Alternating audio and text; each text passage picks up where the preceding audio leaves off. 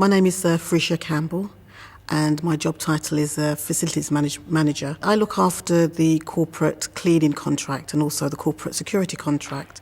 And added on to that, I also look after the common parts within a building to ensure that it's safe for staff to use, and it covers all the health and safety regulations.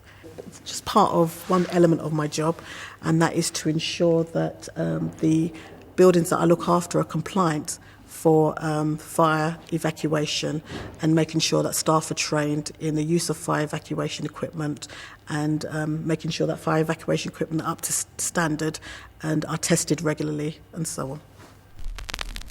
I stayed at school until I was 16, and then I had to start thinking about career options. I was never actually told about A-levels or to move on to A-levels, so I decided that I wanted to go out to work. So I went to the careers office, and we had some advice about, what's the best route I could take. And as an admin assistant was one of the routes that they suggested. And I got 6 jobs. So I just looked at the 6 and decided, well, which one pays the most? And that's the job I went for, and that was at the Cabinet Office at Whitehall. And I was there for 2 years. I decided I wanted to work in the bank or the financial field. So I actually left the Cabinet Office and got a temporary job in an Australian bank. The dealers, we used to sit amongst the dealers, and as some of the dealers would call out their trading, we used to enter them in. We experienced some ups and downs. We experienced the Black Monday where everything came crashing down. I've had experience where one dealer traded on the wrong stock and lost the company £20 million. So, the emotions and the adrenaline that's pumped, when something like that happens, it can really bring you down. But then again, you've got to pick yourself up and keep going. So I've experienced the highs and the lows within the dealer's floor. My experience of work has been pretty good. 95% have been fantastic. But I did have an experience where I went to a local company, and when I got there, the HR manager looked at me and just indicated to the secretary, just find her something and get her out.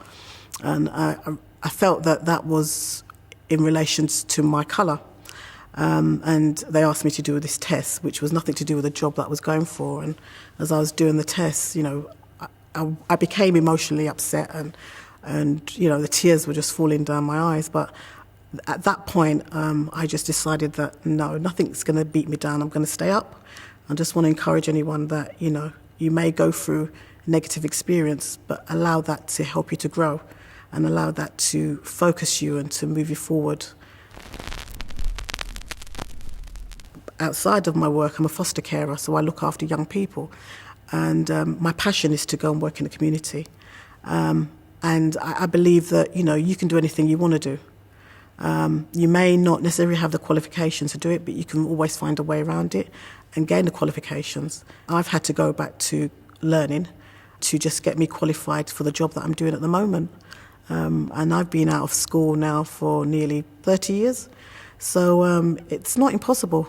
If it's not impossible for me to go back after so long, it's not impossible for anybody else.